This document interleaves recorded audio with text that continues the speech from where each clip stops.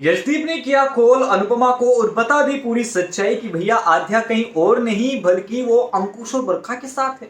आगे वाली कहानी के अंदर बड़ी ट्रेजेडी या कहूं कि बड़ा अपकमिंग एपिसोड आने वाला है जो कि कहानी में बड़ा मेजर ट्विस्ट डालता नजर आएगा। देखिए अभी के दौरान जहां कहानी मीनू की इर्द गिर्द घूमती नजर आएगी वहीं आध्या का ट्विस्ट मेकर्स लोग रिजर्व में रखेंगे कि भैया जैसे ही कहानी का ट्रैक जो है डाउन जाने लगेगा यानी कि शो की टीआरपी डाउन जाने लगेगी, आध्या के ट्रैक को बूम पे लाकर शो की टीआरपी को वापस से गेन कर लेंगे।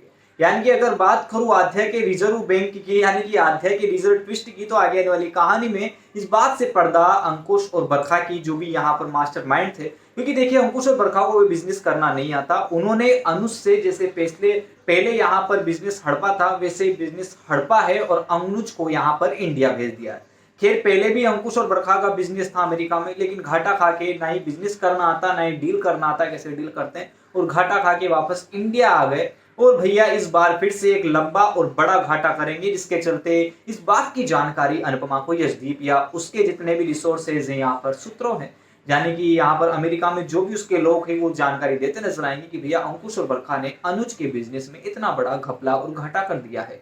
लेकिन इस बात का पता जैसे ही यशदीप यहाँ पर अनुपमा को देता नजर आएगा तो भी अनुपमा को बड़ा झटका लगेगा कि यहाँ पर कॉल करते नजर आएगी और वो वापस से वही अंकुश और बरखा यहाँ पर बात को घुमाते नजर आएंगे।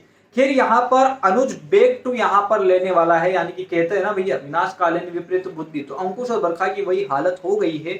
और आगे आने वाली कहानी में दी अनुज कपाड़िया फाइनली अपनी एंट्री लेने वाला है शो के अंदर वापस पुरानी तरीके से, और यहाँ पर मेंटल ट्रॉमा की जगह यहाँ पर भैया द अनुज कपाड़िया एक बॉस एक बड़े बिजनेसमैन की तरफ गुजरने वाला है जो कि यहाँ पर अंकुश और बरखा को लात मारकर बाहर भी निकालेगा और उसी के साथ साथ घाटे को रिकवर करके वही यहाँ पर नाम और पैसा कमाएगा। लेकिन अभी के दौरान आध्या का इस दौरान भी पता नहीं चलेगा, तो इस बात का पता अनुपमा लगाने वाली है। जैसे वो घर में जाएगी यहाँ पर उसे महसूस हो जाएगा कि आध्या कहीं और नहीं बल्कि अंकुश और बरखा जहाँ रहते हैं उसी घर के अंदर है और जेल की तरह उसे कैद कर रखा है।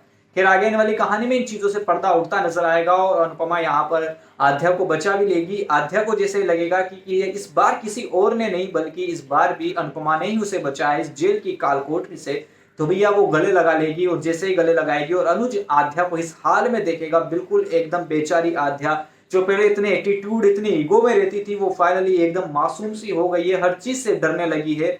तो भैया आगे वाली कहानी में अनुज अंकुश और बरखा का वो हाल करेगा जो वो 7 जन्मों तक नहीं भूल पाएंगे। आगे वाली कहानी को और इनहेंस करेगी और अपकमिंग ट्विस्ट को बढ़ावा देते नजर आएगी। लेकिन आध्या का ये रिजर्व बैंक वाला ट्विस्ट कब खुलेगा ये मेकर्स लोगों को पता है, लेकिन आगे वाली कहानी में ये होने वाला है। धीरे धीरे ये कहानी में पूरी चीजें आपको दिखाई जाएगी।